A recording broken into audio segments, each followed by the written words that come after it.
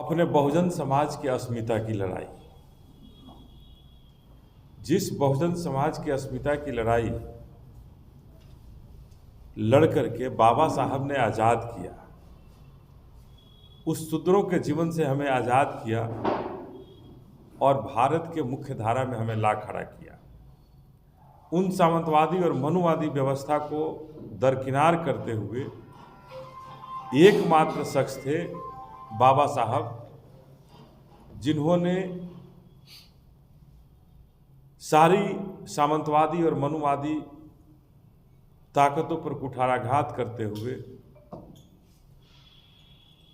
आज़ाद भारत में शूद्रों को भी आज़ाद पंछी बना दिया और उन सामंतवादी और मनुवादियों के सामने नहीं बराबर ला खड़ा किया कि अब भारत में कोई बड़ा और छोटा नहीं होगा, सब एक बराबर होंगे। ये उस बाबा साहब के सुंदर संविधान की बदौलत, बाबा साहब के उस महान शख्सियत की बदौलत और बाबा साहब ने जो तामील लिया, जो शिक्षा ली अलग अलग देशों में जा कर के, उसकी बदौलत हम सभी आज़ाद हुए। गले से घंटियां हटी, कमर से झाड़ू निकले, शिक्षा का अलग हमारे अंदर भी जगाने की बात बाबा साहब ने की। हमें भी स्कूल और कॉलेज जाने की आज़ादी हुई, हमारे पूर्वजों को भी नौकरियां मिली। तो ये सभी उस बाबा साहब का देन है। और आज कोई व्यक्ति जो अपने आप को इतना बड़ा ओहदा बना रहा है,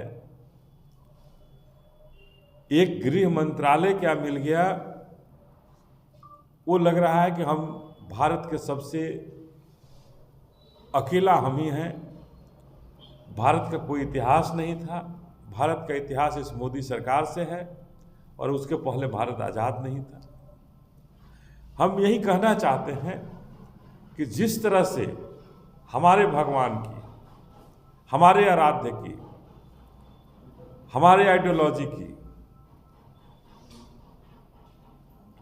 के साथ इस मोदी सरकार में, इस लोकसभा में जिस तरह का व्यवहार किया गया, जिस तरह का वार्ता हमारे आइडियोलॉजी, हमारे आराध्य के साथ कहा गया,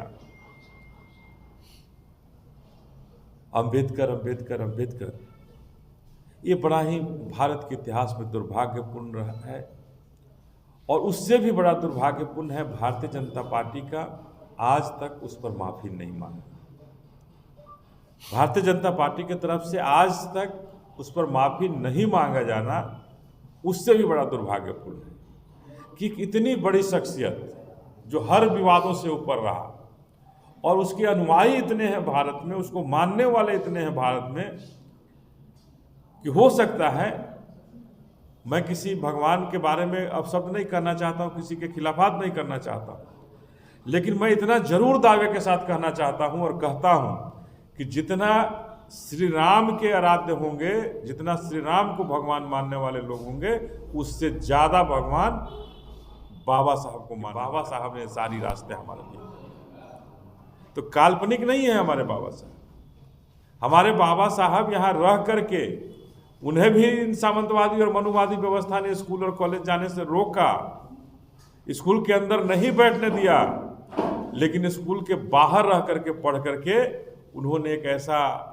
लाइन खींच दिया कि पूरे शूद्र, भारतवर्ष के पूरे शूद्र आज़ाद हो गए।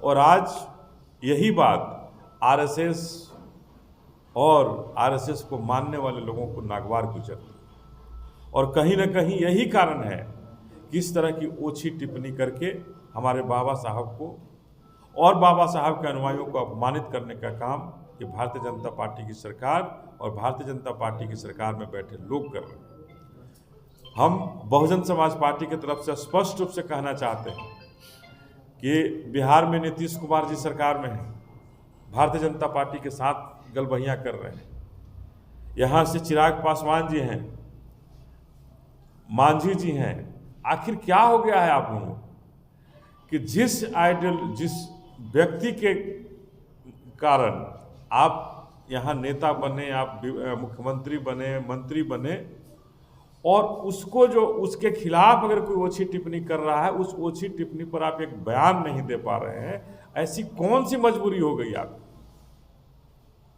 आखिर नीतीश कुमार जी, आपको कौन सी ऐसी मजबूरी हो गई है कि आप अमित शाह जी के खिलाफ एक टिप्पणी नहीं कर पा रहे हैं कि आप इस शब्द को वापस लें? क्यों नहीं कर पा रहे हैं? चिराग पासवान जी, क्या हो गया है आपको? आप दलितों के नेता बनने की हिमायत करते हैं कि हम दलितों के नेता हैं, और दलितों के भगवान पर कोई अगर आरोप लगा रहा है, कोई अगर उनके बारे में कोई गलत बोल रहा है, उस पर आप नहीं बोल पा रहे हैं।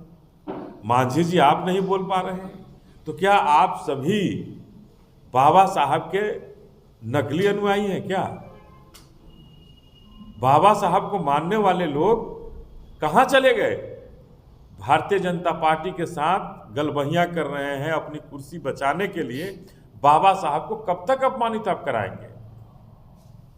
इसलिए बहन जी ने निर्देश दिया है, बहन जी ने स्पष्ट शब्दों में कहा है कि जब तक ये माफ़ी नहीं मांगते हैं, अपने इस बयान को वापस नहीं लेते हैं, तब तक बहुजन समाज पार्टी इनका विरोध करेगा, और विरोध करके अपने भगवान, अपने आराध्य के खिलाफ अगर किसी ने ओछी टिप्पणी की है तो अपना विरोध दर्ज कराएंगे।